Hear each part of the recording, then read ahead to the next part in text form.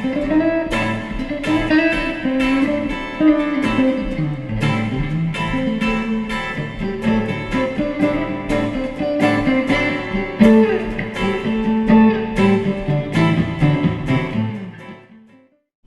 my name is Vic Hyland, and Mike and I run a company called Bluescamp UK, and we've produced some CDs that run through the guitar grades. And what we're going to do today is to give you some ideas about how to improve your marks on the earlier RGT electric guitar syllabus. So if we start off with the way that the exam runs, the very first part of the exam you're playing scales. Now, for the preliminary grade, the scales are just 4 one-octave patterns. So I'll play one of them for you now. So this one is a scale in C.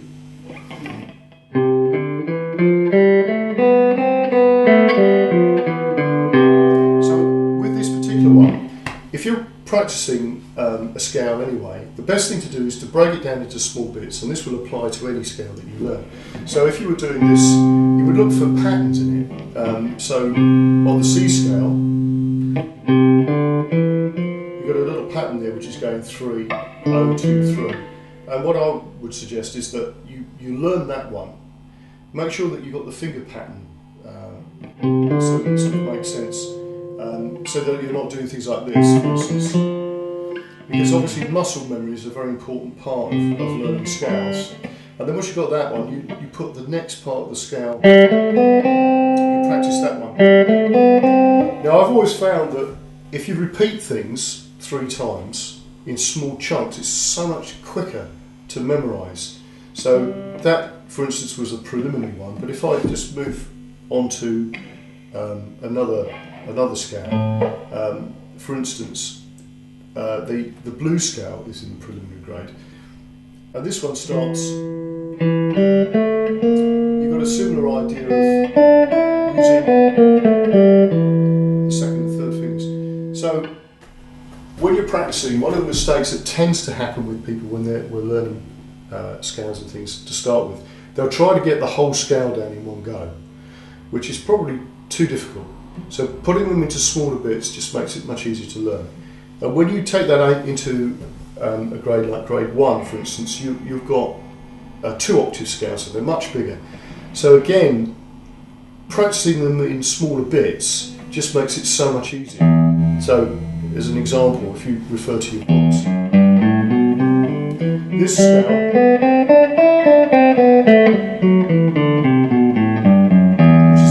minor. If you looked at the first part of that scale, you've got exactly the same fret positions. So obviously, playing those sort of slowly first of all, and making sure you know what you're doing with your fingers, and then putting it all together. And then once you feel you've got that, then you do the next part and so on.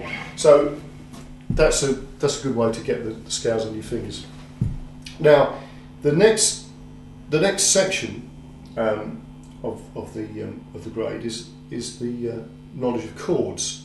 Now, I'll ask Mike to play a couple of chords. If you play me a C chord, just in an open position, Mike. Right. Now, in this case, one of the things that's a classic mistake in the earlier grades is that there'll be too many strings in a chord. So if you play that again, Mike's actually played 6 strings. Now, technically speaking, although that E note is found in the chord C, but positioned somewhere else, it's actually at the bass, and it tends to make the chord sound a bit muddy. So if you play that again as it would be without that note in the bass, so there's a much cleaner sound than if you played it with all 6 strings. If you play with all 6 strings. Okay. So that tends to be worse with chords like D. So if you play a D chord, first we'll play it with right, now play it with 4 strings. So just be careful that when you're checking your chords, you get the right amount of strings. In that particular section, when the examiner asks you about the chords, you just play it like that with 1 strum and just make it nice and clear. One of the other problems with with playing chords is actually being able to get from one chord to another, obviously. And one of the problems that comes up with chord work is often people are referring to the book all the time that they're practicing, and they learn the shapes but they don't learn the names, and this also happens with the scales. But of course when you go into an exam, the examiner's going to say to you, can you play me the chord of D major? He's not going to say, can you play the chord that's the third one down on the first page, or the one that looks like a diamond shape or something like that, which is often what people end up doing. They think they know all their chords, but they don't know the names of them, and they start confusing the major chord with the seventh chord and this, you know. So this is one of the areas that needs to be sorted. Right, now, so taking that along to the next part, because the biggest marks are awarded for the next two sections of the exam, so we're going to spend a lot more time on these. So section 3 of the exam is the rhythm guitar section, and you'd be given a chart to play which uses the chords listed in the book. Now, one of the problems, classic mistakes that happens with the really early grades, is that the chord changes in time. So for instance, if you've got a change, you're going from G chord and you're going to a C chord, there's often a hesitation getting to the C chord and then to an E minor chord. Of course, that might sound quite good to you because the chords are sounding quite clean, but of course they're out of time. If you imagine that you were playing in the environment that electric guitars normally in, which is in a band, you've got a drummer and a bass player who are playing in time, hopefully, and if you come along and you're playing 4 strums and leaving a couple of beats to change, you're actually playing in a completely different time signature. So one of the tricks of the early grades is to have a rhythm section or a rhythm pattern that allows you time to make a change. So for instance, Mike, if you play a chord of G and then you want to go to say E minor, but this time maybe just strum it 3 times and then allow a beat to change. So you would have and then you've got a change on that last beat and then a change for the next one and so on. That gives you the opportunity to be able to compensate for the problem of changing chords, and it still sounds musical. So what happens then with the rhythm guitar patterns as they go up the grades is that obviously the type of chords that you get tend to be a little bit more complex, but you would also expect a little bit of a more interesting rhythm pattern to appear. So it's all very well, obviously in preliminary, just to have that, but then there's a tendency as the grades go up for people to, what I would refer to as, be counting time with your strumming. Because one of the problems with rhythm guitar is actually you shouldn't be doing that. You should be playing something musical that works off the beat, off the pulse of the music. So one of the areas that you will need to develop over the grades is the ability to play and allow either notes to last longer or to have more than one beat, one strum against the beat. So if you think about it this way, if you think about your time in 4, instead of playing, I'm going to go from E to A, instead of just being like, and then swing, and that's what I would say is just really rock time, counting time. Then this time you could have,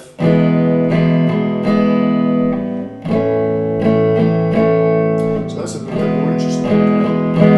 There's a couple of ways of thinking about that. You can either think of it as 1, 2 and 3 rest, 1, 2 and 3 rest. Or the other thing is you just get the feeling of a beat in your head. Now this is what we tend to do, or what I tend to teach as we go up the grades, is for people to sort of actually hear or feel a beat and a rhythm, and then to play with it instead of trying to mark time. So that gives you the possibility to do much more interesting things with rhythms. So if you just keep a beat like that for a minute. So instead of just So later, the rhythm could be. Okay, then obviously that's to be expected later in the grades, but that's the sort of thing that you can do. And the way to practice with that is either to get just a metronome beat, which you can get as an app or something, or even a drum beat on a computer or off a keyboard or something, and just get used to playing rhythms along with that. So that's a great way of doing it. And that, I think, is one of the areas where, when it comes to rhythm guitar, that most people sort of fall down on, is what's actually going on with their right hand and not with their fretboard hand. Because with rhythm we tend to spend so much time thinking about chords that we don't think about this. Whereas if you practice that separately, you can get some really great rhythms going. Like you play the drum, that's it, that sort of thing. It's just sort of like a diddly type thing. Yeah. So if you put that to a bunch of chords now, anything you wanted, let's see what it sounds like.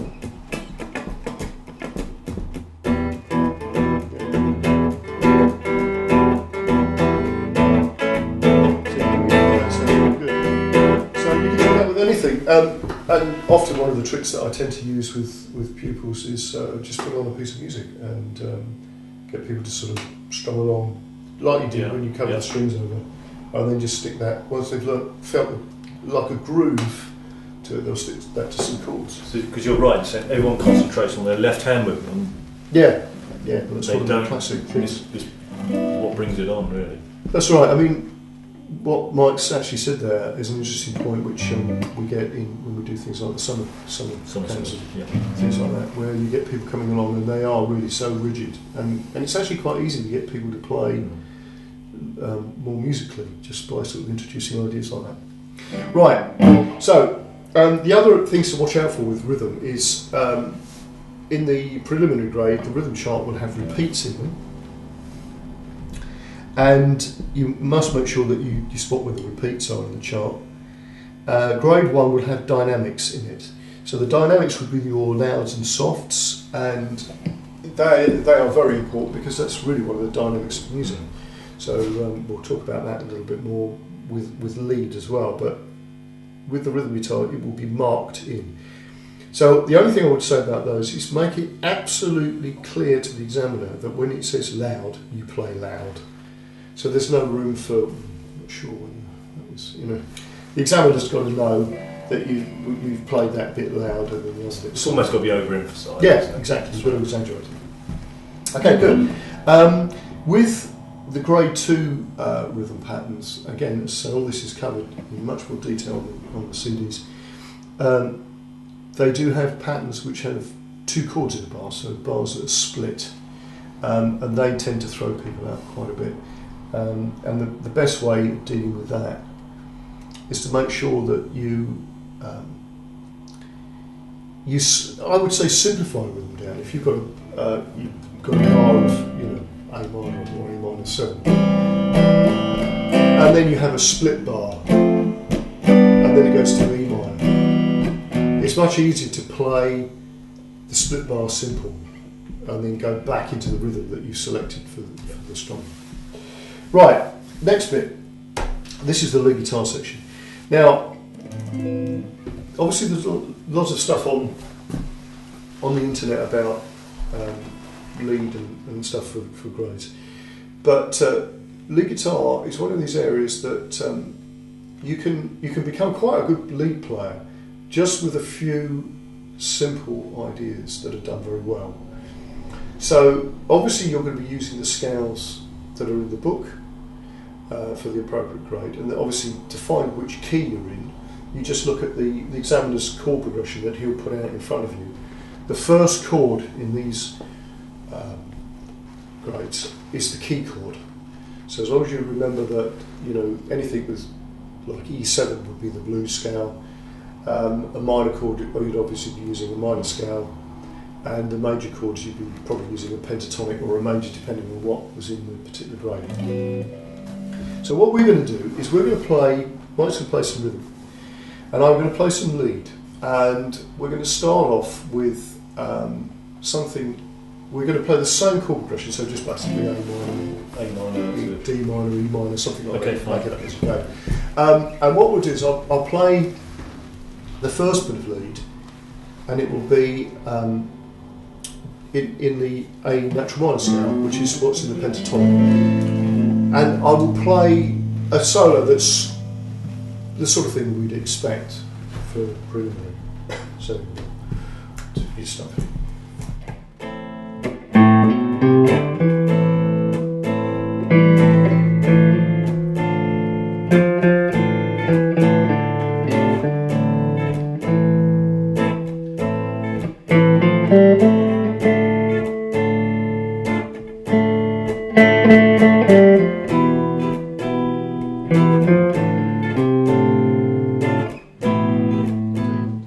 Right, so very simple, stuck to the scale, but you noticed it was phrased.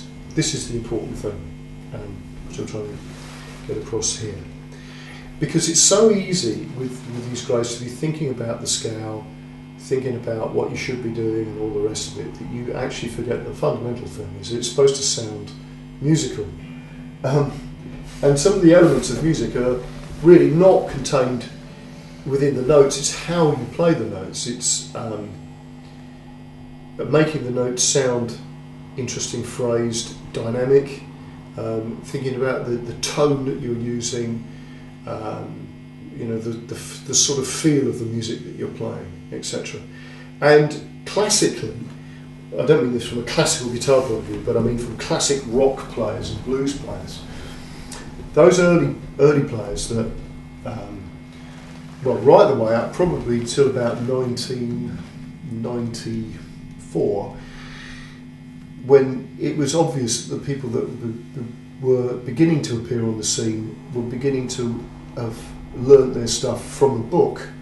Everything before that was worked out off a recording, because there wasn't any decent music books around, certainly until the mid-80s. That was accurate for a start, had tabulation so you knew exactly where these things were being played. So if you wanted to learn something, you learnt it from a recording. So obviously originally it was vinyl, and you sit down with a record and put the needle on and try to work out phrase by phrase. Now of course what that meant was that those players, the Hendrixes, the Claptons, the Jeff Becks, the B.B. Kings, the Albert Kings, the whatever, all these guys had fantastic ears. They could hear and play. They had a great intimate understanding of the phrasing of the notes that they were playing. So it was like learning a language. So it was much more auditory. Now things have changed somewhat, because you can buy a book and learn something off the page. There is a tendency for us to have lost that ability to really listen. And you see that with the sort of technical playing that's happening, which can be a little bit lacking in feel sometimes. So going back to what the lead guitar playing would do, is if you can make it sound like you're speaking through the instrument, that actually ticks so many of those musical boxes. So for instance, if I take the pentatonic minor scale, that's a grade 1 scale. So everything's fretted. It's what we call a transpositional scale. It's a scale that can change key later. So if you can play the same sequence again. What I'm going to do is I'm going to talk over this as I play, just to throw some ideas in your direction. So this is sort of grade 1, and in grade 1 they're not expecting too much in the way of specialist techniques like hammers and pull-offs and slides. That's grade 2, but I'm going to put some of these in to give it a little bit of colour. So off we go. So let's say this is a grade 1 solo. Let's slide. Now I went up, so I'm going to come back down now. That sounds like a question and answer. Now if I repeat notes,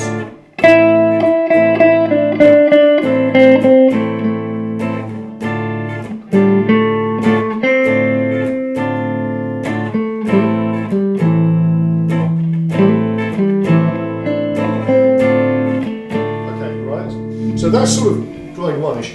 Now you notice that when I played, sometimes I'm repeating notes, because obviously any melody would not be, for every syllable of a word, you wouldn't be playing a different note. Sometimes you would just be playing the same, it would be the same note being sung or played. with an interesting rhythm. So, if we move on now to grade, the sort of thing you'd expect from grade 2, I'm going to put in some string bending, sliding notes again, hammering and pulling off, and then as we go on I'll explain a couple of the techniques that we're doing. So off we go. 2, 3.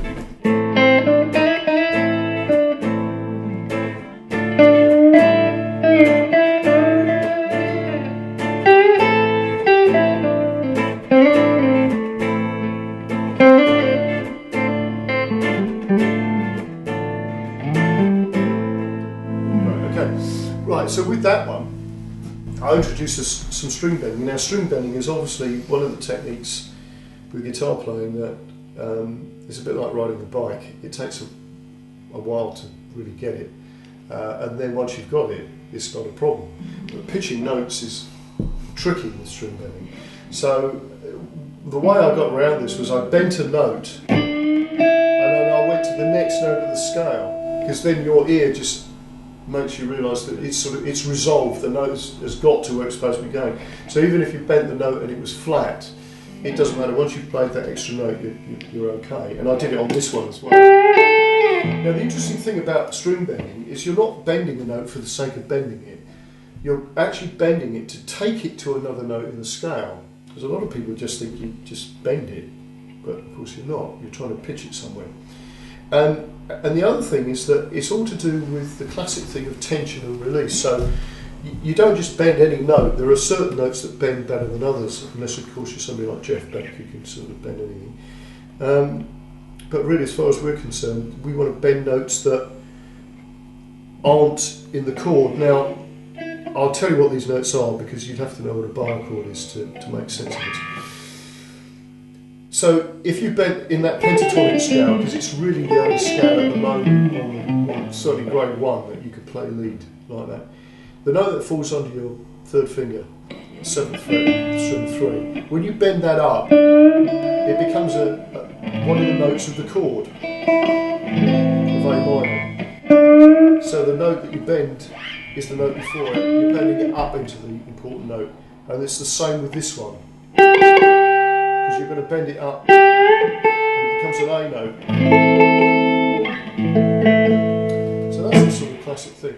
So with lead playing then, try to make it sound like you're saying something through the instrument. Imagine that you're saying saying a sentence, it doesn't matter what your name is or where you live, and sort of make the words fit notes. And really that's the essence of lead playing anyway. Right, a few other things. A lot of great lead players spend hours playing lead guitar, and they're not actually doing that by just sitting around playing scales.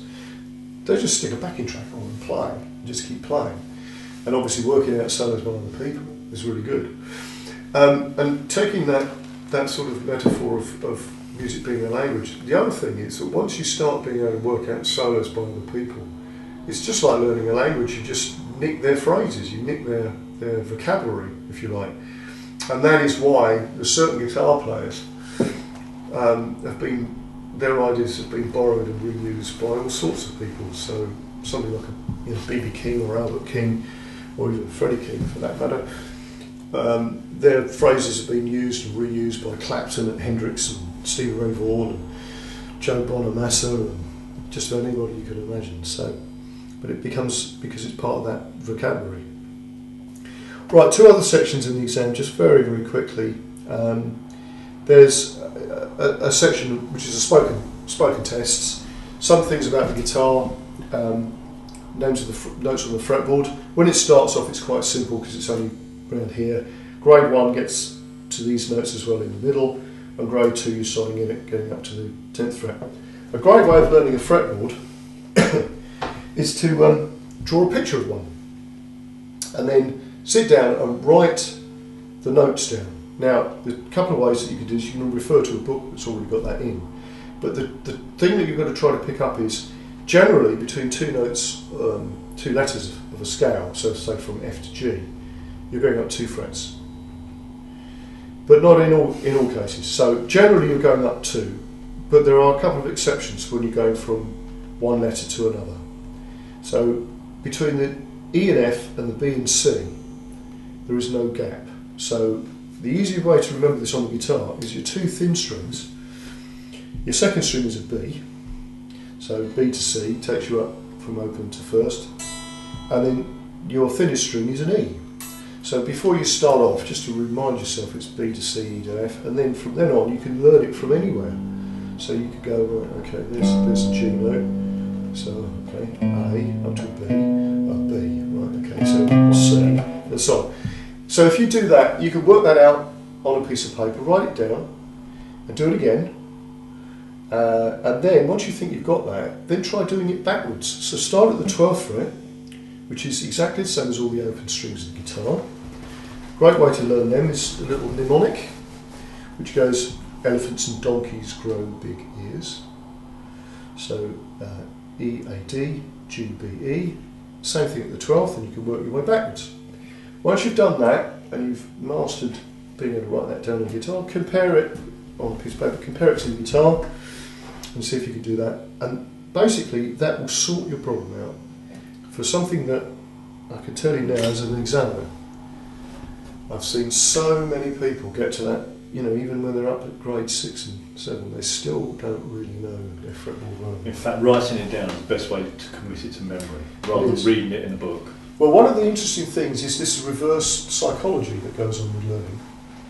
When you want to be good at doing something, it's a great way of learning it from the other perspective. So, for instance, if you want to be good at reading music, the best thing to do is to start writing it. Because you just get good at being able to work out where the notes are, where the phrasing is, and be able to hear it. So it's a great way of doing it.